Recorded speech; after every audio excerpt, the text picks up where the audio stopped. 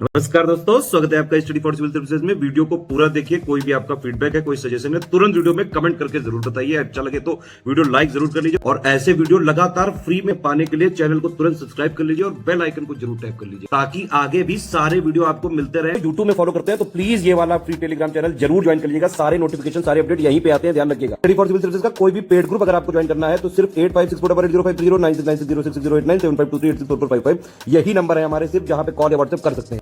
Instagram पे हमारा page जरूर फॉलो कर लीजिएगा, studyforcivil.services है।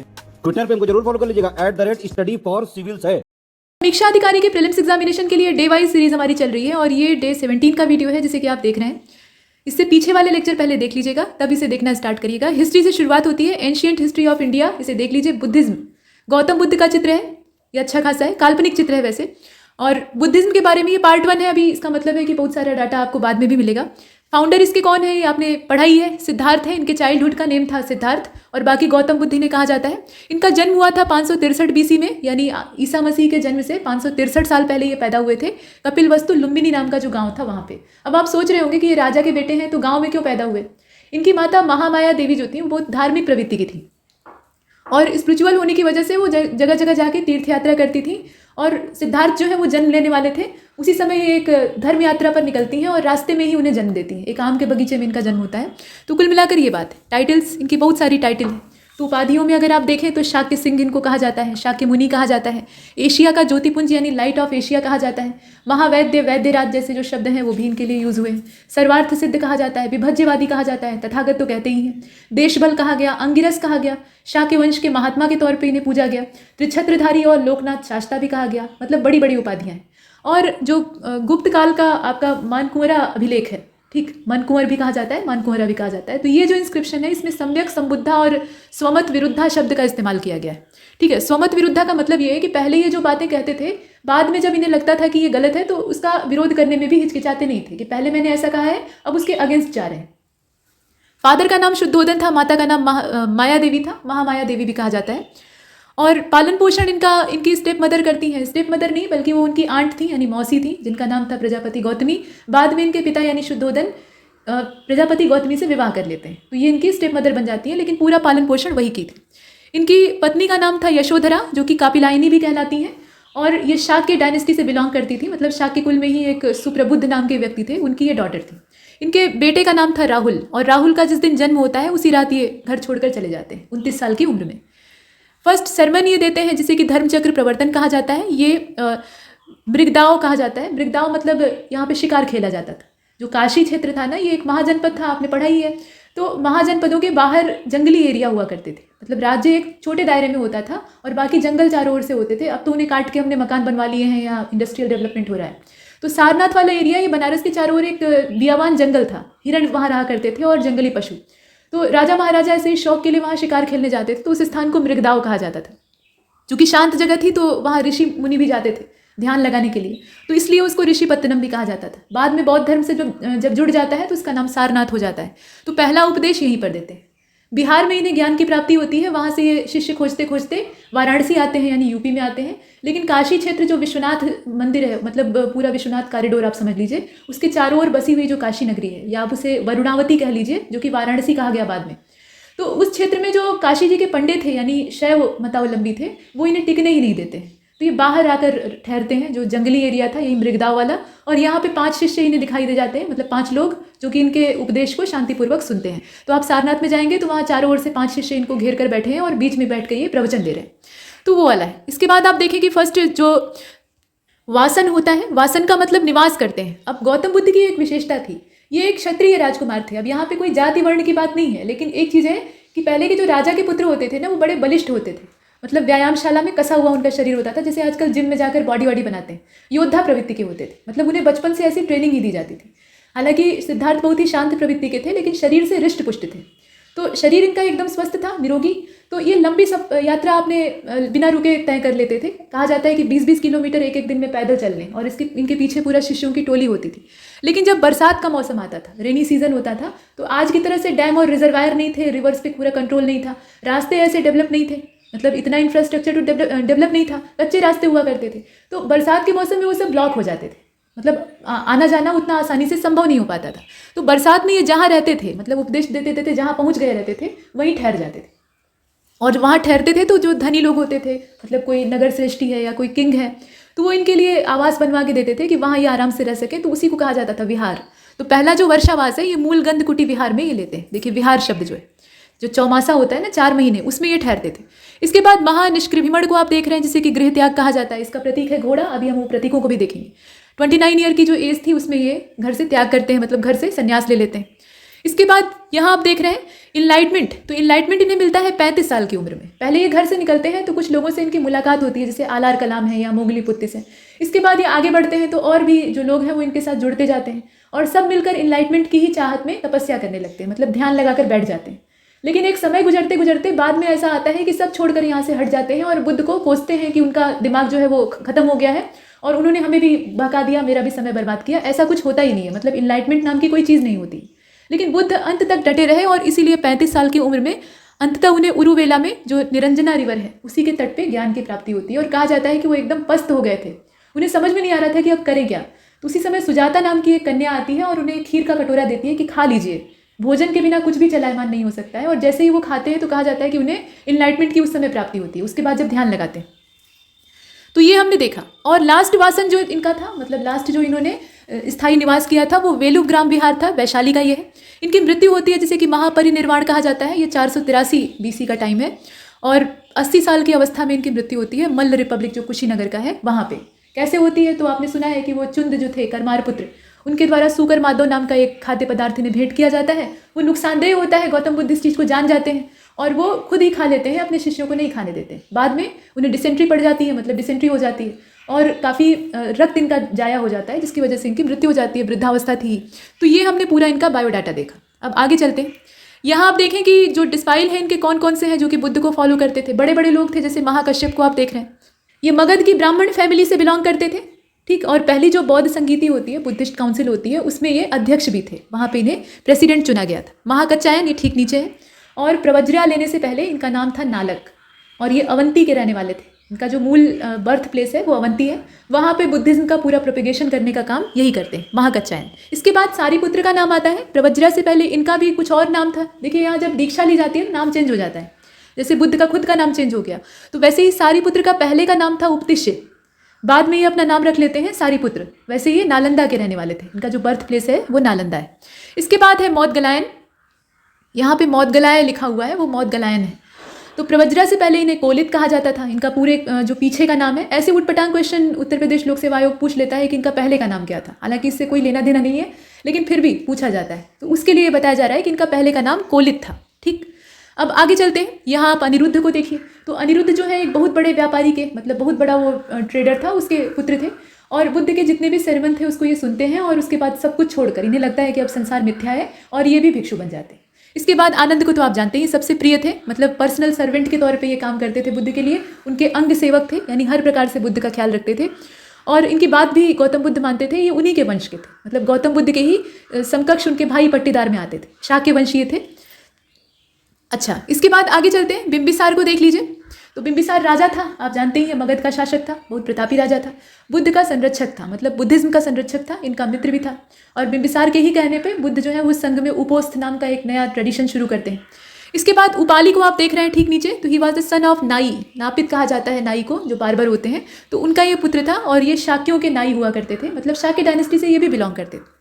इसके बाद है सुनीति। इस समय आप जाति वर्ण को बहुत ज़्यादा भर भर कर देख रहे हैं, है ना। इसमें हर जगह पे जाति का परिचय दिया गया है या कौन से कुल से बिलोंग करता है इसका परिचय। तो ये जो बुद्धिज्म का टाइम, मतलब बुद्धिज्म के उदय का समय है। तो इस समय तक आते आते वर्ण व्यवस्था बहुत बुरी कंडीशन में चली गई थी। बुद्ध ने जब बौद्ध धर्म का इजाद किया तो ये वो सही समय था कि अपने धर्म को इजाद करें, मतलब उसे उसका आविष्कार करें और उसे प्रोपेगेट करें। क्योंकि जो वैदिक धर्म हमारा पुराना था उसमें बहुत सारी बुराइयाँ घुस गई थी, तो उसका लाभ बुद्ध को मिलता है। लोग उससे तंग आ गए थे, वो वर्ण व्यवस्था एकदम से कठोर हो गई थी, तो वहाँ से लोग पलायन करके बुद्धिज्म की शरण में जाते। अब इसके बाद आप नीचे देख रहे हैं सुनीति को और उपाली को। तो सुनीति जो है वो भंगी थे। अब यहाँ देखिए, यहाँ फिर कास्ट को टारगेट बनाया गया है। सुभद्र को देख रहे हैं आप। तो सुभद्र जो है वो लास्ट पर्सन थे, अंतिम जो शिष्य बनने वाले पर्सन है उसके तौर पे देखा जाता है। और बुद्ध ने मरने से पहले अपना अंतिम उपदेश इन्हीं को दिया था, ठीक। आगे चलते हैं। इसके बाद और भी हैं, जैसे सेनापति सिंह का नाम आता है, तो ये लिच्छवी का कमांडर था। सेनापति सिंह कौन थे? लिच्छवी के कमांडर थे और जैन धर्म को ये फॉलो करते थे, लेकिन बाद में ये बुद्धिज्म में चले जाते हैं, मतलब दल बदल लेते हैं। अंगुलीमाल डाकू था। उसकी खासियत क्या थी कि जितने लोगों की हत्या करता था, लूटता था, मार डालता था। बहुत ही लुटेरा और भयंकर डाकू था। लूटना ही सिर्फ नहीं, जान से मारना। तो जितने लोगों को मारता था उनकी अंगुलियां काट कर अपनी माला में जोड़ लेता था कि इतने लोगों को मैंने मतलब इतने लोगों का वध किया है। तो बुद्ध को भी जंगल में एक बार घेर लेता है कि आपको भी मारेंगे और आपकी भी अंगुली गले में पहनेंगे। तो बुद्ध इसे अपने प्रभाव में लेके उपदेश देते हैं और उसका धर्म जो हृदय परिवर्तन है वो होता है, और उसके बाद वो भी बुद्धिज्म को अडॉप्ट कर लेता है। लेकिन उसके साथ अंगुलीमाल के साथ एक दिक्कत होती है कि लोग जानते हैं कि वो एक लुटेरा और दस्यु है, ठीक है, मतलब बहुत नृशंस डाकू है। तो ऐसे हत्यारे को तो मार डालना चाहिए, देखते ही मार डालना चाहिए। जैसे डाकुओं के सिर पे इनाम होता है ना कि मतलब इन्हें डेड और अलाइव का वारंट जारी होता है, तो वैसा ही इसके खिलाफ भी वारंट जारी था। तो लोगों को ये पता नहीं था कि ये बुद्धिज्म में चला गया है और सीधा बन गया है।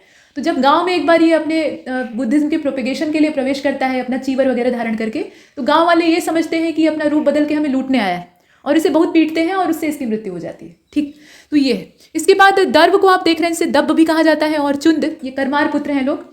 ये मल्ल रिपब्लिक से बिलोंग करते थे। चुंद जो है वो करमार पुत्र है, और चेदियों के जो चेदियों का निगम था उसमें महाचुंद ने बौद्ध धर्म का काफ़ी प्रोपिगेशन किया था, तो ये हम आगे देखेंगे।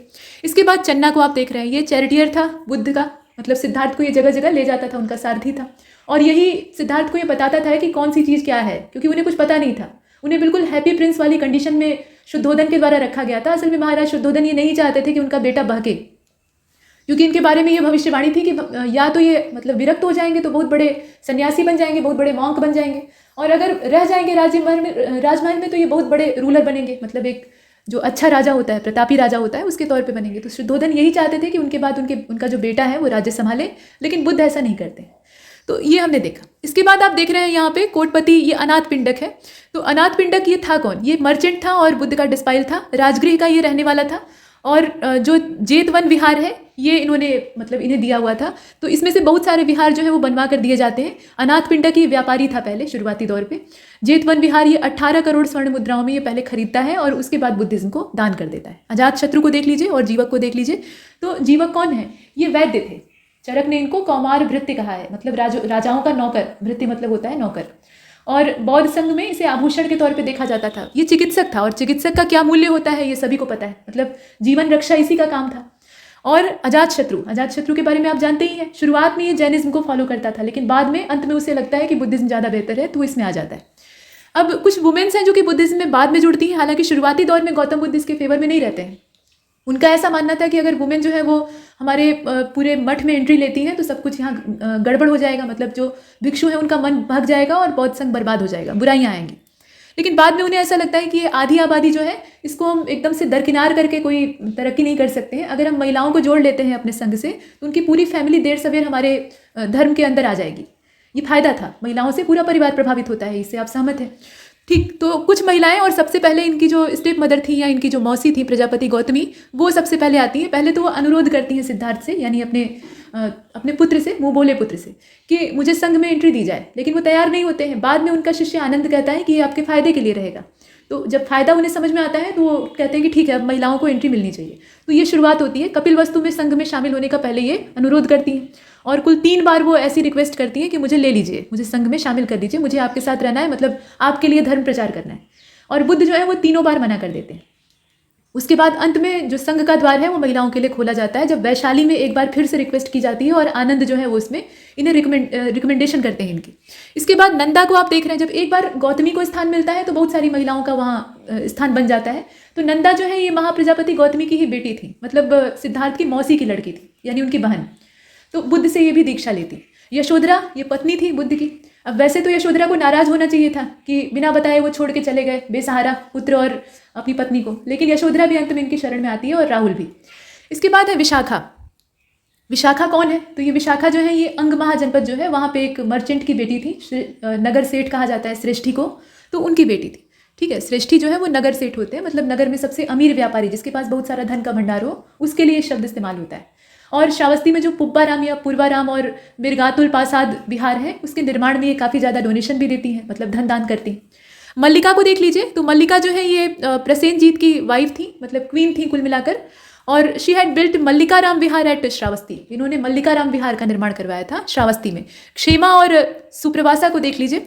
तो क्षेमा जो है ये वाइफ और क्वीन है, मतलब ये मूल हैसियत से रानी थी। और she has been mention in संयुक्त निकाय। जो संयुक्त निकाय है उसमें इनका मेंशन भी किया गया है, इनके बारे में जानकारी मिलती है। और सुप्रवासा जो है इनका संबंध किससे है, तो ये जो कोलिय रिपब्लिक था उससे बिलोंग करती थी और ये बुद्ध की बहुत फेमस वर्शिपर थी, मतलब बहुत प्रसिद्ध पूजिका थी। कुछ और महिलाओं के नाम है, जैसे आम्रपाली है, वजीरा है, इस तरह से नाम आपको दिखाई देते हैं। तो आम्रपाली आप जानते ही हैं कि ये गणिका थी, नगरवधु। सामान्य गणिका में और नगरवधु में थोड़ा अंतर होता है, मतलब गणिकाओं में थोड़ा सा प्रतिष्ठित स्थान नगरवधु का होता है और ये वैशाली की नगरवधु कही जाती है। इसके बाद वजीरा को आप देख रहे हैं, तो ये पहली भिक्षुणी थी जिन्होंने कि शुद्ध संखार पुंजोए, ये जो शब्द आप देख रहे हैं ना, शुद्ध संखार पुंजोए, इसको अनाउंस किया था। इसकी घोषणा करने वाली, संयुक्त निकाय में इसका पूरी घोषणा का उल्लेख है, तो इसको करने वाली वजीरा थी। इसके बाद धम्मदीना थेरी है। तो धम्मदीना थेरी जो है ये रेजिडेंट थी राजगीर की रहने वाली थी, बाद में बुद्ध की शरण में आ जाती हैं। साथ में इसमें एक और नाम आप देखेंगे जो कि है पथचारा। और ये जो पथचारा या पथचरा है, इनका जन्म होता है कैपिटलिस्ट फैमिली में और ये श्रावस्ती की रहने वाली थी मूल रूप से। और इनके द्वारा बहुत सारे सॉन्ग लिखे जाते हैं बुद्ध की स्तुति में, बुद्धिज्म की स्तुति में सॉन्ग लिखे जाते हैं। और उनको कहा जाता है, इसमें जो गीत लिखने वाली और गीत गाने वाली महिलाएं होती थी संघ के अंदर, उनको थेरी कहा जाता था। तो ये थेरी गाथा में सारी चीज़ें जो है वो संकलित है। अब यहाँ दो चीज़ें नीचे दी हुई हैं, इसको ध्यान से देखिएगा। एक तो टीचिंग ऑफ बुद्ध है और दूसरी है इनके फॉलोअर्स के बारे में। तो सबसे पहले इनकी शिक्षाओं को देखें तो बुद्ध की जो टीचिंग है आप जानते ही हैं कि इसके कुछ ग्रंथ हैं, जैसे कि पिटक, त्रिपिटक, और इनकी जो मेन लैंग्वेज है वो पाली है। तो इनकी जो बुद्ध की टीचिंग्स हैं, तीनों पिटक अलग अलग क्षेत्रों से बिलोंग करते हैं। तो शुद्ध पिटक में सारी जो टीचिंग्स हैं, जितने भी सरमन्स हैं, उनका संकलन किया गया है। और उसके अलावा बहुत सारी जो स्टोरीज़ हैं वो अलग अलग जगहों से हमें दिखाई देती हैं। और कुछ कथाएं जो है उसमें ऐसा दिखाया गया है कि बुद्धिज्म जो है उसमें बुद्ध को एक महामानव की हैसियत से दर्शाया गया है। और एक हीनयान बुद्धिज्म के अंतर्गत एक कहानी आती है जिसमें कि ये दिखाया गया है कि एक महिला जो है वो अपने मरे हुए बच्चे को लेकर बुद्ध के सामने आती है और बहुत बुरी हाल में रहती है, रोती रहती है। वो बुद्ध से लगातार अनुरोध कर रही थी कि मेरे बच्चे को जिंदा कर दीजिए, आप भगवान हैं, आपके अंदर ताकत। तो बुद्ध कहते हैं कि ऐसा कुछ नहीं है, और मरे बच्चे को जिंदा करके तुम क्या पाओगी, एक दिन फिर वो मर जाएगा, क्योंकि ये जो शरीर है इसे एक न एक दिन खत्म होना है। ठीक, तो महिला को मृत्यु के अवश्यंभावी होने का मतलब, मृत्यु जो है वो एक सही सत्य है, जो यूनिक ट्रुथ होता है या फंडामेंटल ट्रुथ होता है, उसके तौर पे हम अपनी जो मृत्यु है उसको स्वीकार करें, ऐसा वो महिला को समझाने में सफल होते हैं और अंत में वो उनकी शिष्य बन जाती है। तो ये कहानी दिखाई देती है। इसके अलावा और भी जानकारियाँ मिलती हैं, जैसे कि बौद्ध दर्शन जो है, पूरी फिलॉसफी है, उसमें ज़्यादातर बातें जो है उसमें बताया गया है कि संसार जो है वो इरेगुलर है, उसमें कुछ भी चीज़ें रेगुलर नहीं चलने वाली हैं। ऐसा नहीं है कि सारी चीज़ें सतत हैं, हमेशा रहेंगी, ये नष्ट होती रहती हैं, बनती बिगड़ती रहती हैं। और इसके अंदर कोई सोल या स्पिरिट जैसी चीज़ नहीं, कुछ भी स्थायी या शाश्वत नहीं, क्योंकि जो हमारे वैदिक दर्शन में कहा गया है तो उसमें कहा गया है कि आत्मा नष्ट नहीं होती है, आत्मा को कोई मार नहीं सकता। अभी गीता में आप पढ़ेंगे तो उसमें ये दिखाया गया है कि आत्मा सिर्फ कलेवर बदलती है, मतलब उसके वस्त्र बदले जाते हैं, वस्त्र शरीर होता है, जब एक फटता है तो दूसरा पहन लेती। लेकिन बुद्धिज्म इस बात को खारिज करता है, इस क्षणभंगुर दुनिया में कुछ भी स्थिर नहीं है। इसीलिए घोर तपस्या आपको करनी चाहिए और सारे जितने भी आसक्तियाँ हैं, जितने भी भोग विलास के साधन हैं, उनसे दूर हट जाना चाहिए, और यही दुख से मुक्ति पाने का रास्ता है। तो भगवान का होना या न होना इसमें आप अप्रासंगिक हो जाता है, क्योंकि हम सोल को ही यहाँ एकदम से रिजेक्ट कर दे रहे हैं, तो फिर भगवान को मानेंगे नहीं। और बुद्ध के जो फॉलोअर हैं उनके बारे में अगर आप देखें तो बुद्ध के सामने पूरा शिष्यों का एक दल इकट्ठा हो जाता है। धीरे धीरे करके इनके बहुत सारे शिष्य बनते हैं। शुरुआत में कुछ रहते हैं, एकदम शुरुआत में तो सब इन्हें नकार देते हैं, इनका मजाक उड़ाते हैं कि ये कैसी फालतू बात कर रहे हैं। लेकिन इनका व्यक्तित्व इतना तेजस्वी था, प्रभावशाली व्यक्तित्व था कि लोग इनकी शरण में आते हैं। अंत में उन्हें सुकून मिलता है बुद्ध की बातों से। और अच्छी बात यह थी कि बुद्ध जो है वो सरल भाषा में अपना सरमन दिया करते थे, पाली और प्राकृत, जो कि उस समय आम आदमी की भाषा हुआ करती थी। वो संस्कृत जैसी जटिल भाषाओं का सहारा नहीं लेते थे। संस्कृत खराब नहीं है, लेकिन आप तुलना करेंगे तो उसकी कठिनाई ज़्यादा है, उसे बोलना आसान नहीं। तो बुद्ध उसका सहारा न लेकर आम आदमी की भाषा में ही उनसे बातें करते थे और अच्छी बातें करके उन्हें दिलासा देते थे कि ये ऐसे है और ऐसे करने पर सब ठीक हो जाएगा। तो ये सुकून भरी बातें सुन के लोग इनके पीछे पीछे चलने लगे, तो पूरी एक टोली तैयार हो गई। और उपासक जो है उनको भोजन दान में मिलता था। भिक्षु का मतलब समझ रहे हैं ना, भिक्षा मांगने वाला, इसीलिए उन्हें भिक्षु कहा जाता था। वो कटोरा लेकर निकलते थे और जितना आवश्यकता भर भोजन होता था सिर्फ उतना ही लेते थे, उससे ज़्यादा संग्रह नहीं करते थे। जो अपरिग्रह का सिद्धांत है उसका ही पालन करते थे, मतलब आवश्यकता से अधिक संग्रह अपने पास नहीं करना है। बाद में भिक्षुणी जो है वो शामिल होती हैं, प्रजापति गौतमी पहले नंबर पर आती हैं, उसके बाद और महिलाएं आ जाती हैं और अनेक सामाजिक वर्गों से लोग आकर बुद्ध से जुड़ते हैं। ऐसा नहीं कि कोई खास कास्ट है या फिर कोई खास ऐसा एरिया है, महाराजा ही जुड़े। छोटे से लेकर छोटे लोग और बड़े से लेकर बड़े लोग भी जो है वो बुद्धिज्म में जाकर शामिल हो जाते हैं। तो कुल मिलाकर पुरानी पहचान से लेकर नई पहचान तक अगर हम बुद्धिज्म को देखें तो समानता की बात की जाती है। अब आगे चलते हैं। यहाँ पर जो आप देख रहे हैं ना, ये सिंबल्स दे रखे हैं, जैसे कि यहाँ पे सिंबल है और यहाँ पे बुद्ध के जीवन से जुड़े हुए जो इवेंट्स हैं वो दिए हुए हैं। तो बर्थ ये इवेंट है, मतलब बुद्ध के जन्म का। तो लोटस और सांड, मतलब जो वृषभ है, पौरुष युक्त वृषभ यानी सांड, और कमल का फूल, ये बुद्ध के जन्म का प्रतीक है। और ग्रेट डिपार्चर यानी जो महाप्रस्थान, महानिष्क्रिमण ये करते हैं, तो उसका प्रतीक है घोड़ा, जिसकी रफ्तार बहुत तेज होती है और एक बार छूट जाए तो फिर पीछे मुड़कर नहीं देखता। बुद्ध के साथ भी वही था। जब राहुल का जन्म होता है तो बुद्ध को ऐसा लगता है कि अब अगर रुक जाएंगे तो जा नहीं पाएंगे, यही सही समय है घर छोड़ने का। पुत्र मोह जो है वो मुझे जकड़ रहा है और अगर आज नहीं छोड़ा तो फिर नहीं छोड़ पाएंगे, तो इसीलिए वो प्रस्थान करते हैं। और आसान नहीं होता है नवजात बच्चे और अपनी पत्नी को ऐसे छोड़कर जाना, जिससे कि वो अतिशय प्रेम करते थे। इसके बाद आप देखें कि इनलाइटमेंट इन्हें मिलता है, तो इनलाइटमेंट का प्रतीक है पीपल का पेड़, जिसे कि बोधि वृक्ष कहा गया। बाद में शैव मतावलंबी जो है वो बार बार इसे कटवाते हैं और बार बार इसकी जो नई शाखाएं हैं वो लगाई जाती हैं। तो मूल जो बोधि वृक्ष है वो अभी मौजूद नहीं, उसके सक्सेसर अभी है। निर्वाण की जो प्राप्ति होती है उसका प्रतीक है फुटमार्क यानी पैर का निशान। यूथ यानी इनके यौवन का प्रतीक है बुल। प्रॉस्पेरिटी का प्रतीक है लायन। और फर्स्ट सेरेमन का जो सिंबल है वो चक्र है, धर्म चक्र।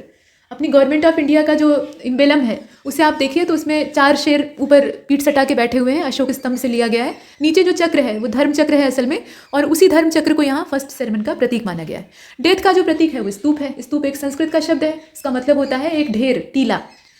अब यहाँ पर कुछ ऑफिशियल्स के नाम दिए हैं, जैसे कि नवकंभिक है, ये एक नाम आप देख रहे हैं। अब ये जो नवकंभिक है ये क्या चीज़, इनका संबंध था निर्माण से। मतलब बौद्ध मठ में हर व्यक्ति का अपना अपना काम होता था। आपने देखा ना कि हर व्यक्ति जो है वो अलग अलग क्षेत्रों से आता था, तो जिसके पास जो गुण होता था उसके हिसाब से वो सहयोग करता था। सब मिलकर आपस में सहयोग करके अपना जीवन यापन करते थे। तो ये ऑफिशियल होता था, जो कि कंस्ट्रक्शन से रिलेट करता था, आर्किटेक्चर से इसका संबंध होता था। इसके बाद आप भंडारगारिक को देख रहे हैं, तो भंडारगारिक जो था ये फूड और ड्रिंक प्रोविजन स्टफ के तौर पे जाना जाता था, मतलब खाने पीने का प्रबंध करता था कुल मिलाकर। इसके बाद कप्पिकारिक है, तो कप्पिकारिक जो था ये क्रय करने वाला, मतलब खरीद करने वाला। कोई चीज़ आवश्यकता की चीज़ होती थी तो उसको खरीदने के लिए नियुक्त होता था। चीवर एक वस्त्र होता था, चीवर अधिकारी का नाम नहीं है, चीवराध्यक्ष होता था, वो अधिकारी होता था। तो चीवर का मतलब होता था जो बुद्धिस्ट मॉन्क पहनते थे वो कपड़े। इसके बाद है आर्मिक, तो ये आर्मिक जो था ये असल में आराम से संबंधित अधिकारी होता था। तो ये सब हमने देखा। आगे बढ़ते हैं, अब थोड़ा सा इंडियन पॉलिटी को देख लेते हैं। तो इसमें हम देखेंगे permeable of the constitution. Permeable ये कहाँ से आई है, तो सबसे पहले इसका स्रोत देख लीजिए। The American constitution was the first to begin with the preamble, माफ कीजिए, with preamble. Many countries including India follows this practice. सबसे पहले शुरुआत किसने की थी, ये अमेरिका के द्वारा किया गया है। जो यूनाइटेड स्टेट अमेरिका है उसके कॉन्स्टिट्यूशन में सबसे पहली बार परमेबल का कॉन्सेप्ट दिखाई देता है। बाद में बहुत सारी जो कंट्रीज़ हैं वो इसे फॉलो करती है, उसमें भारत भी है। और ये जो टर्म है परमेबल, इसमें इंट्रोडक्शन पूरी कॉन्स्टिट्यूशन की है। मतलब एक तरह से जो प्रीफेस होता है, किसी भी किताब को आप पढ़ते हैं तो उसमें शुरुआत में इंडेक्स होता है, इंडेक्स से भी पहले प्रीफेस होता है, जिसमें उस बुक के बारे में कुछ शब्द कहे जाते हैं। तो ये परमेबल कुछ उसी प्रकार से एक लंबे चौड़े संविधान में शुरुआत में ये उसके इंट्रोडक्शन का काम करती है। इट कंटेन्स समरी और इसेंस ऑफ कॉन्स्टिट्यूशन। अब यहाँ पे कुछ जो बड़े बड़े विद्वान लोग हैं उनके कथन है, जैसे कि N.A. पालकीवाला का कथन है। इनका ये कहना था कि ये जो परमेबल है ये संविधान का आइडेंटिटी कार्ड है। कॉन्स्टिट्यूशन को ये इंट्रोड्यूस करता है, उसके लिए आइडेंटिटी कार्ड का काम करता है। अब आप जानते हैं कि इंडियन कॉन्स्टिट्यूशन इसके लागू होने की तारीख है 26 जनवरी 1950, और सटीक संवैधानिक जो स्थिति है वो हमें परमेबल से मालूम होती है। तो हमें ये पता चलता है कि 26 जनवरी 1950 ये जो डेट है, इस समय भारत की स्थिति क्या है, a sovereign democratic republic. Bharat क्या था, एक सॉवरजिन डेमोक्रेटिक रिपब्लिक था उस समय। The word socialist, secular and integrity were added by 42 amendment of constitution in 1976। इसे मिनी कॉन्स्टिट्यूशन भी कहा जाता है। जो 42वां अमेंडमेंट होता है ना, इसको मिनी कॉन्स्टिट्यूशन भी कहा जाता है। इसमें बहुत बड़े बड़े प्रावधान होते हैं। उसमें से एक ये भी है कि जो हमारी परमेबल है उसमें थोड़ा सा सुधार किया जाता है। कुछ निकाला नहीं जाता है बल्कि कुछ जोड़ा जाता है। कुछ 3 शब्द हैं इसमें, सोशलिस्ट है, सेकुलर है और इंटीग्रिटी है, ये उसमें ऐड कर दिया जाता है, जिससे कि भारत की जो मंशा है वो और कायदे से प्रकट होती है। The permeable to Indian Constitution is based on the objective resolution drafted and moved by Pandit Nehru and adopted by the Constituent Assembly। ये पूरी ड्राफ्टिंग इसकी करने वाले पंडित जवाहरलाल नेहरू थे। उन्होंने जो ऑब्जेक्टिव रिजोल्यूशन पास किया था उसमें इसके दर्शन होते हैं। बाद में कॉन्स्टिट्यूएंट असेंबली जो है वो इसे अडॉप्ट कर लेती है। और इसमें जो पहली और आखिरी बार अमेंडमेंट होता है वो 42वें संविधान संशोधन में होता है, मतलब 1976 की बात है। और उसके द्वारा जो शब्द जोड़े जाते हैं वो दिखाई देते हैं। तो इतना हमने देख लिया। आगे चलते हैं। There was no unanimity in the Constituent Assembly about the name of country. Some members suggested the traditional name Bharat, while other advocated the modern name India. Hence, the Constitution of India contained both. अब अपने देश के नाम के बारे में वहाँ थोड़ा सा वैचारिक मतभेद होता है। कुछ लोग कहते हैं कि इसका जो ट्रेडिशनल नेम है, पुराना नाम है और असली नाम है भारत, वो रहना चाहिए। कुछ लोग कहते हैं कि इसका जो फॉरेनर्स के द्वारा दिया हुआ नाम है इंडिया, वो होना चाहिए। तो संविधान ने दोनों को स्वीकार कर लिया। अंत में ये राय बनती है कि दोनों मान लीजिए, मतलब ये इंग्लिश वाला हो जाएगा, वो हिंदी वाला हो जाएगा। तो इंग्लिश में इंडिया और हिंदी में भारत। हालांकि किसी भी देश का एक ही नाम होना चाहिए, दो नाम नहीं होना चाहिए। तो उस हिसाब से हमें भारत ही कहा जाना चाहिए, लेकिन अभी हमें इंडिया ज़्यादा कहा जाता है। तो ये हमने देखा। इसके बाद आप देख रहे हैं कि hence the constitution of India contain both according to article 1। देखिए यहाँ अपने देश के नाम का उल्लेख प्राप्त होता है। इंडिया दैट इज भारत, ध्यान से देखिएगा, India that is Bharat shall be a union of states, shall be a union of states. इसमें दोनों ही नाम दिए। The preamble of constitution contain the word secular with which was added in preamble by 42 amendment 1976। Thus it the Indian states as secular state. मतलब यहाँ जो भारतीय राज्य है उनको सेकुलर स्टेट के तौर पे ये डिक्लेयर करता है। मतलब अमेंडमेंट में जो शब्द हमने जोड़े हैं उससे ये चीज़ें मालूम होती हैं। The objective resolution move by Pandit Jawaharlal Nehru on 13 दिसंबर 1946, ये तारीख है, was unanimously adopted by Constituent Assembly as a permeable of Constitution on 22 January 1947। अब यहाँ आप डेट याद रखेंगे। In the case of Kesavananda Bharati, जो केशवानंद भारती का मुकदमा था उसको आप केरल राज्य वाला 1973 वाला, उसमें सुप्रीम कोर्ट ने क्या किया, supreme court held that the fundamental rights like other part of constitution were subjected to amendment by the parliament provided the amendment do not destroy the basic structure of constitution as stated in the preamble. मतलब ये है कि जो supreme court है वो permeable को यहाँ base बनाता है और उसी के रिगार्डिंग ये कहता है कि जो फंडामेंटल राइट्स हैं, जो कि सिटीजन्स के जितने भी राइट हैं उनको प्रोटेक्ट करने का काम करते हैं, तो उनमें किसी तरह का ऐसा परिवर्तन नहीं किया जा सकता है जो कि उसके मूल ढांचे को बिगाड़ दे। बाकी संशोधन हो सकता है। और it is notable that it is non justiciable, मतलब ये जो है ये गैर न्याय योग्य है, ये इसका जस्टिस नहीं हो सकता है, इस पर कोई न्याय की बात नहीं हो सकती है। मतलब ये है कि its provision constitution as stated in preamble, तो इसके जो प्रोविजन है वो क्या है, can not be enforced in court of law, मतलब इसे कहीं भी कोर्ट में हम इन्फोर्स नहीं कर सकते हैं। और it can not override the provision of the constitution. तो finally you can amend the preamble without destroying basic structure. अंतिम जो इसमें बहुत सारे वाद आप देखते हैं, लेकिन जो अंतिम फैसला सुप्रीम कोर्ट का या अंतिम जो मंशा जाहिर होती है उसमें यही कहा गया कि आप ऐसा कोई भी अमेंडमेंट नहीं कर सकते हैं, अमेंडमेंट कर सकते हैं लेकिन ऐसा कोई भी अमेंडमेंट नहीं कर सकते हैं जिससे कि इसका बेसिक स्ट्रक्चर डिस्टर्ब हो। और ये बात पूरे संविधान पर लागू होती है। अब और कुछ खास बातें देख लेते हैं। The preamble embodies the basic philosophy and fundamental values on which the constitution is based. इसमें जो फिलॉसफिकल बातें कही गई हैं वो देखकर मालूम होता है, और जितनी भी फंडामेंटल वैल्यूज़ दिखाई गई हैं उसी पर पूरा कॉन्स्टिट्यूशन निर्भर करता है। The preamble is aim to secure all its citizen, मतलब ये अपने नागरिकों के लिए यानी भारत के लोगों के लिए क्या चीज़ें निश्चित करती है। पहली चीज़ तो जो जस्टिस है, न्याय की उपलब्धता कराती है। और न्याय कितने प्रकार का, तो सोशल, इकोनॉमिक और पॉलिटिकल, 3 प्रकार के जस्टिस की बात होती है। लिबर्टी की बात होती है, लिबर्टी की बात होती है थॉट की लिबर्टी यानी विचारों की आज़ादी, एक्सप्रेशन की लिबर्टी, बिलीव की लिबर्टी, फेथ की लिबर्टी और वर्शिप की लिबर्टी। इक्वलिटी की बात होती है, तो इसमें स्टेटस और अपॉर्चुनिटी की जो इक्वलिटी है, समानता है, उसको निर्धारित करती है प्रस्तावना। इसके अलावा फर्टर्निटी की बात होती है, तो इसमें dignity of individual and unity and integrity of the nation. तो इतनी सारी चीज़ें जो हमारी परमेबल है उसमें खास है, जिसे कि ध्यान देने वाली बात है। रिपब्लिक का मतलब क्या है? रिपब्लिक का मतलब यह है कि state in which supreme power is held by the people and the head of state is elected by people through election. मतलब मेन पावर जो है वो पब्लिक के पास है। रिपब्लिक का यही मतलब है। इसका शाब्दिक अर्थ जो हिंदी रूपांतरण है वो है गणतंत्र। गणतंत्र के आविष्कार करने वाले भी हम ही लोग हैं। सबसे पुराना गणतंत्र हमारे ही देश में बना था और उसी से प्रेरित होकर ये भारत का जो रिपब्लिक है ये तैयार हुआ है। तो इसमें मूल संरचना क्या होती है? जनता के अधिकार में सब कुछ होता है। जनता ही अपने शासन को ठीक ढंग से चलाने के लिए अपना एक रिप्रेजेंटेटिव चुनती है और वही रूल करता है, लेकिन वो भी जनता का नौकर ही होता है। एग्जैक्टली। तो कुल मिलाकर वही रिपब्लिक की डिफिनीशन है।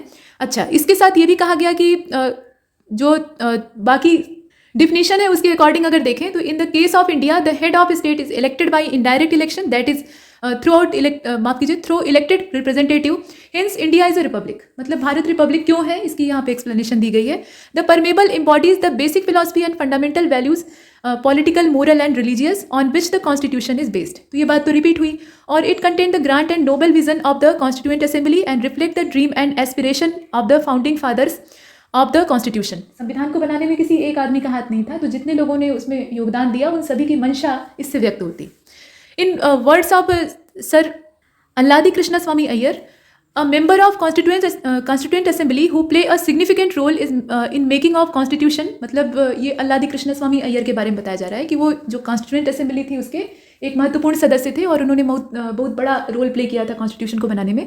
The preamble to our constitution expresses what we had thought और ड्रीम सो लॉन्ग। मतलब यहाँ ये है कि जो संविधान बनाने वाले लोग थे, निर्माण करने वाले लोग थे, वो आगे के लिए क्या सोच रहे हैं, वो क्या सोच रहे हैं और क्या सपने देख रहे हैं, वो सारी चीज़ें हमें परमेबल में दिखाई देती हैं।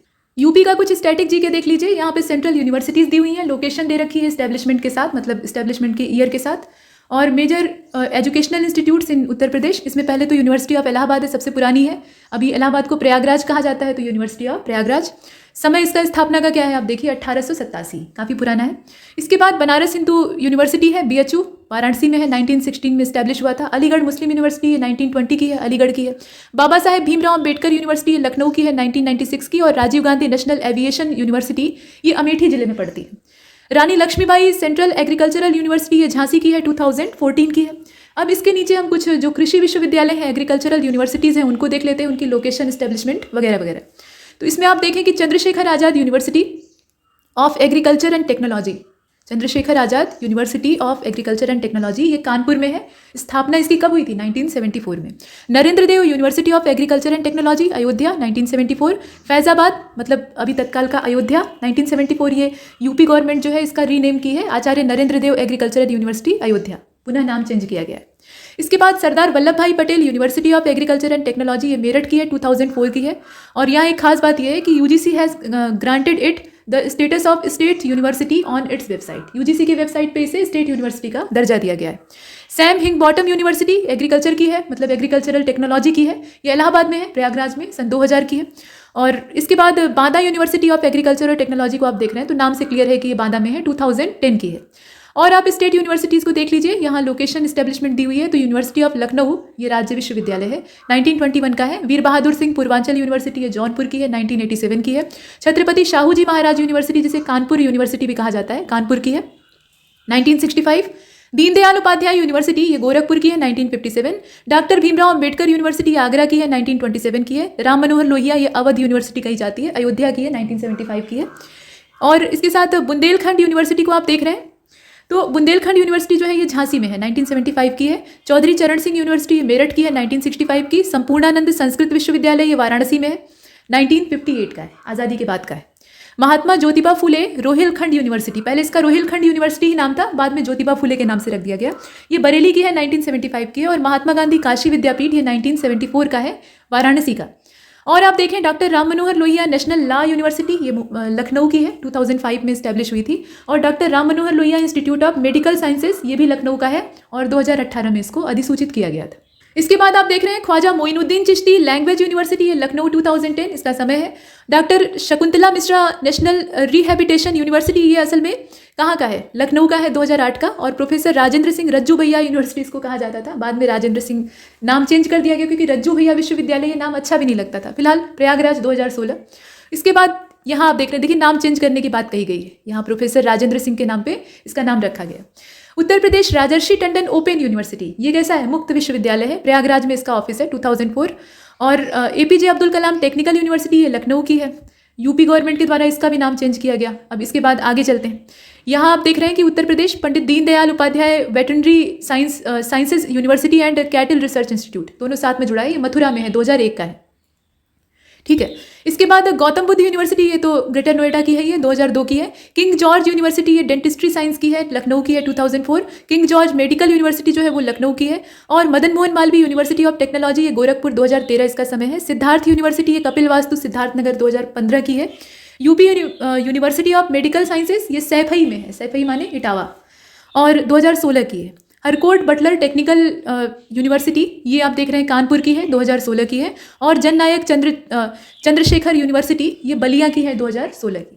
इसके बाद डीम्ड यूनिवर्सिटी भी होती है, तो इनका एस्टेब्लिशमेंट कैसे होता है? लखनऊ, माफ कीजिए, यहाँ लोकेशन जो है वो दी हुई है, इसे देख लेते हैं। तो नेहरू ग्राम भारती, ये पहली डीम्ड, और ये प्रयागराज में है, इसे आप देख भी सकते हैं, 2008 की है। इसके बाद Shobhit institute of engineering and technology, ये मेरठ का है, 2006 का। और JP institute of information technology को आप देख रहे हैं, ये नोएडा का है। संतोष यूनिवर्सिटी जो है वो गाजियाबाद की है, 2007 की। इंडियन वेटनरी रिसर्च इंस्टीट्यूट, ये बरेली का है, 1983 का। दयाल बाग एजुकेशनल इंस्टीट्यूट, ये आगरा का है, 1981 का। The central institute of higher Tibetan studies, ये वाराणसी का है, या तिब्बत देखकर आप पहाड़ी मत समझ लीजिएगा, ये बनारस में है, 1988 का। और भातखंडे म्यूजिक इंस्टीट्यूट ये लखनऊ का है, ये भी डीम्ड है, ध्यान दीजिएगा। इसके अलावा कुछ प्राइवेट सेक्टर की भी है, प्राइवेट सेक्टर की काफ़ी सारी हैं। कुछ जो महत्वपूर्ण है उनको देखिए, जैसे कि बेनेट यूनिवर्सिटी है, ये ग्रेटर नोएडा की है, 2016। इसमें आपको डेट याद रखने की आवश्यकता नहीं है, जो प्राइवेट वाले डेट आमतौर पे इसमें नहीं पूछी जाती है, इसमें सिर्फ लोकेशन ही काफ़ी होती है। खैर यहाँ दिया है तो आप देखिए। बरेली इंटरनेशनल यूनिवर्सिटी ये बरेली की है, 2016। एरा यूनिवर्सिटी जो है ये लखनऊ की है, 2016। IIMT ये मेरठ का है, 2016 का है। और जगदीश सिंह यूनिवर्सिटी ये शिकोहाबाद की है, शिकोहाबाद माने फिरोजाबाद की, 2015। इसके बाद महर्षि यूनिवर्सिटी ऑफ इंफॉर्मेशन ये लखनऊ का है, 2013 का। और संस्कृत यूनिवर्सिटी जो है ये मथुरा की है। श्री राम स्वरूप मेमोरियल यूनिवर्सिटी ये बाराबंकी में है, 2012 का है। ग्लोकल यूनिवर्सिटी जो है ये ग्लोबल नहीं है, ग्लोकल है, सहारनपुर का है, 2012 का। जेपी जो है ये यहाँ आप देख रहे हैं अनूप शहर, जो बुलंदशहर वाला हिस्सा है वहाँ पे है, इसकी स्थापना हुई थी 2014 में। रामा यूनिवर्सिटी जो है ये कानपुर की है, 2014 की है। शोभित जो है ये सहारनपुर का है, 2012 का है।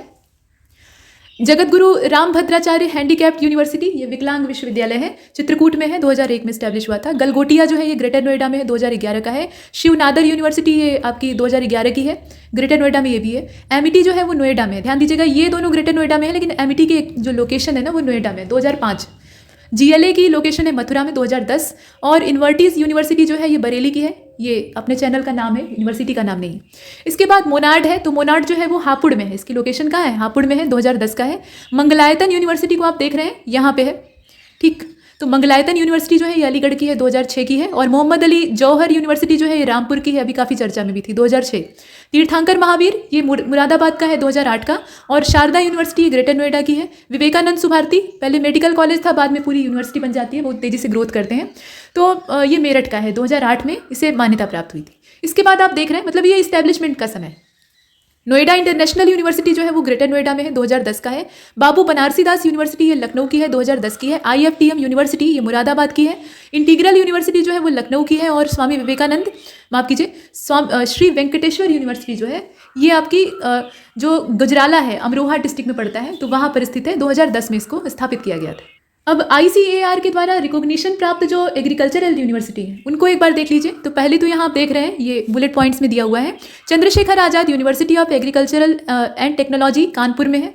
और Narendra Dev university of agriculture and technology ये फैजाबाद में है। सरदार वल्लभ भाई पटेल, मतलब इन्हें जो है ना वो रिकॉग्नाइज किया गया है ICAR के द्वारा, ये बताया जा रहा है। कभी कभी पूछा जाता है कि इसमें से कौन सी ICAR के द्वारा रिकॉग्निशन प्राप्त कर चुकी है। सरदार वल्लभ भाई पटेल यूनिवर्सिटी आपकी मेरठ में है। और यूपी पंडित दीनदयाल उपाध्याय पशु चिकित्सा विज्ञान विश्वविद्यालय ये जो है ये अनुसंधान संस्थान भी साथ में जुड़ा हुआ है, ये मथुरा में है। और Banda university of agriculture and technology ये बांदा में है। और रानी लक्ष्मीबाई के बारे में क्या दिया है, Rani Lakshmibai central agricultural university, इसको ICAR के द्वारा रिकॉग्निशन नहीं प्राप्त हुई है, इसमें कन्फ्यूज मत होइएगा, इसलिए दे दिया है। कुछ पर्यायवाची शब्दों को देख लेते हैं। तो यहाँ आप देख रहे हैं ईश्वर का पर्यायवाची भगवान, परमेश्वर, परमात्मा, प्रभु, दीनानाथ, ईश, जगत प्रभु। अज मतलब अजन्मा, जगदीश, जगन्नाथ, परब्रह्म, निरंजन, परवरदिगार, ब्रह्म, रब, विभु, साहब, सच्चिदानंद, सृष्टा, स्वयंभू। ईमानदारी का पर्यायवाची क्या हो सकता है, इतने सारे ईश्वर के पर्यायवाची। निष्कपटता, निश्चलता, सदाशयता, दयानतदारी। ईर्ष्या का पर्यायवाची अमर्ष, असूया, आट, ईर्षा, कीन, खार, खुन्नस, वैमनस्य, वैर, मत्सर, जलन, डाह, कुढ़न, द्वेष, स्पर्धा। ईख का क्या हो जाएगा, तो गन्ना, ऊख, रसदंड, रसाल, पैडी, रसद, इक्षु, पौंडा, ये सारे हैं। अब छोटे ऊ से देख लीजिए। तो उचित का क्या होगा, ठीक, समीचीन, मुनासिब, संगत, वाजिब, उपयुक्त। उत्कर्ष का क्या हो जाएगा, तो उत्कर्ष मतलब होता है उन्नति। और उन्मेष भी कहते हैं, उत्थान भी कहते हैं, अभ्युदय भी कहते हैं, आरोह भी कहते हैं। चढ़ाव, उत्क्रमण, उठाव, विकास, प्रगति, तरक्की, उठाना, ये सब कुछ। उग्र का क्या होगा, प्रबल, तेज, प्रचंड, अविनीत, उत्कट, उदंड, उद्धत, कर्कश, तूफानी, भीषण। उकसाने का उभारना, उत्तेजित करना, उत्पादित करना, उत्साहित करना। उत्पाद का क्या होगा, उत्पाद है यहाँ पे, उत्पाद मचाया हुआ है कहते हैं ना। तो ऊधम, बखेड़ा, उपद्रव, टंटा, शरारत। उजाड़ का हो जाएगा निर्जन, वीरान, बियावान, सुनसान, बर्बाद। ये स्थान एकदम बर्बाद है, यानी खंडहर है, तो खंडहर भी बोलते हैं। इधर वाला देख लीजिए, तब नीचे चलेंगे। उलझन का देख लीजिए, अनिश्चय। अनिश्चय का ये मतलब अनिश्चय की स्थिति को ही उलझन कहा जाता है। उसके अलावा संभ्रम भी हो सकता है, असमंजस भी हो सकता है, किंग कर्तव्य विमूढ़ता भी हो सकता है, दुविधा हो सकता है, द्विविधा हो सकता है, धर्म संकट और चक्कर भी हो सकता है। उदास का क्या होगा? उन्मन या अनमना हो सकता है, विषण्ण हो सकता है, खिन्न, चिंताकुल और अप्रसन्न हो सकता है, उद्विग्न, अन्यमनस्क और अवसन्न भी हो सकता है। उदाहरण का दृष्टांत, मिसाल, नज़ीर, नमूना, उदाहरण, निदर्शन। उतावले का क्या होगा? व्यग्र, आतुर, अधीर, हड़बड़िया, जल्दबाज, उद्धत, आकुल, बेताब, विकल। उपमा का क्या होगा? सादृश, मिलान, समानता, तुलना। उद्देश्य का प्रयोजन, लक्ष्य, ध्येय, निमित्त, मकसद, हेतु, ये सब है। उल्लास का क्या हो जाएगा? आह्लाद, आनंद, हर्ष, प्रमोद, मौज। उज्जड का अभद्र, धृष्ट, लंठ, गंवार, अक्खड़, उद्धत, लंपट, ये सारे। और देख लीजिए, तो इसमें बहुत सारे हैं। यहाँ तक हमने देखा था। उत्पत्ति का देख लीजिए, पैदाइश, जन्म, उद्गम, उद्भव, आविर्भाव। उत्सव का क्या होगा? मंगल कार्य, मौज। इसके अलावा इसे त्यौहार भी कहा जाता है, जलसा भी कहा जाता है, और उद्धर्ष भी कहा जाता है। ये उत्कर्ष नहीं है, उद्धर्ष है। उद्भव कहा जाता है, जश्न कहा जाता है। उत्कंठा का क्या होगा? आतुरता हो जाएगा, चाव हो जाएगा, उत्सुकता हो जाएगा, लालसा, प्रबल इच्छा, ये सब है। इधर भी देख लीजिए, यहाँ तक हमने देखा था। उजड का भी देख लिया था। उत्साह का देखिए, जोश, हौसला, उमंग, साहस, उबाल। अध्यावसाय भी कहा जाता है, उत्साह भी कहा जाता है, उल्लास, जोश, स्फूर्ति। उथल पुथल का क्या होगा? रद्दोबदल, हेरा फेरी, विप्लव, इंकलाब, हेर फेर, बदलाव, परिवर्तन। उपकार का क्या होगा? हित साधन, भलाई, नेकी, कल्याण, परोपकार, अच्छाई, हित, उद्धार। उपज का क्या हो जाएगा? तो फसल, पैदावार और कृषि फल भी कहते हैं। उत्थान का उठाव, आरोह, चढ़ाव, उत्कर्ष, उत्क्रमण। उत्तम का बढ़िया, उत्कृष्ट, श्रेष्ठ, प्रवर, प्रकृष्ट। उद्धार का क्या होगा? मुक्ति, मोक्ष, निस्तार, छुटकारा, अपमोचन। और उद्यम का अध्यावसाय, परिश्रम, मेहनत कहा जाता है। श्रम कहते हैं, पुरुषार्थ कहते हैं, व्यवसाय कहते हैं, उद्योग, व्यापार, धंधा कहते हैं। उत्सुक का क्या हो जाएगा? व्यग्र, आतुर, उत्कंठित, उत्कर्ण, रुझान, रुचि। उद्यत का क्या होगा? तैयार, प्रस्तुत और तत्पर।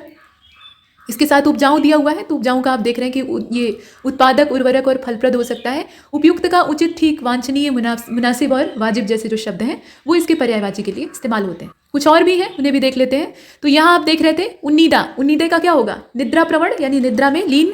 उसके अलावा तंद्रालु, निद्रालु, निदानसा, ऊघना, ये सब है। उन्नति का प्रगति, तरक्की, विकास, उत्थान, बढ़ती। उपहार का सौगात, भेंट, तोहफा। उपयुक्त का वांछनीय, ठीक, वाजिब, मुनासिब, उचित, संगत, समीचीन। उपवास का क्या होगा? निराहार, व्रत, अनशन, फाका, लंघन। उपयोगी का कार्यकर, काम का कारामद, इष्टकर, उपादेय। उपस्थित का मौजूद, विद्यमान, प्रस्तुत, हाजिर, वर्तमान। उपाय का क्या होगा? ढंग, युक्ति, जुगत, जुगाड़, तरीका और तरकीब। यहाँ आप देख रहे हैं उत्सुक का आपने देखा था, व्यग्र, आतुर, उत्कंठित, उत्कर्ण, रुझान, रुचि, ये सब है। और उद्यत का आपने देख लिया था। उन्मूलन का देखिए, अंत, उत्सादन। उन्मूलन मतलब जड़ से उखाड़ देना, तो अंत, उत्सादन, यहाँ आप देख रहे हैं निरसन। उपालंब का मतलब होता है उलाहना देना, शिकवा, शिकायत, ये सब है। उल्लू का कौशिक भी होता है। कौशिक हालांकि बहुत सारे लोगों को कहा जाता है। कुल मिलाकर उल्लू को भी कौशिक कहते हैं। उल्लूक तो कहते ही हैं, और लक्ष्मी जी का ये वाहन है, तो ये भी माना जाता है। इसके बाद उपहास का क्या होगा? हंसी, खिल्ली, उपेक्षा, अपमान, परिहास, मखौल। उपेक्षा का लापरवाही, विरक्ति, उदासीनता, अनाशक्ति, विराग, तिरस्कार, उल्लंघन, अवज्ञा और अवहेलना। तो यहाँ तक हमने इसे कंप्लीट किया है। इसमें इतना ही। तब तक के लिए नमस्कार।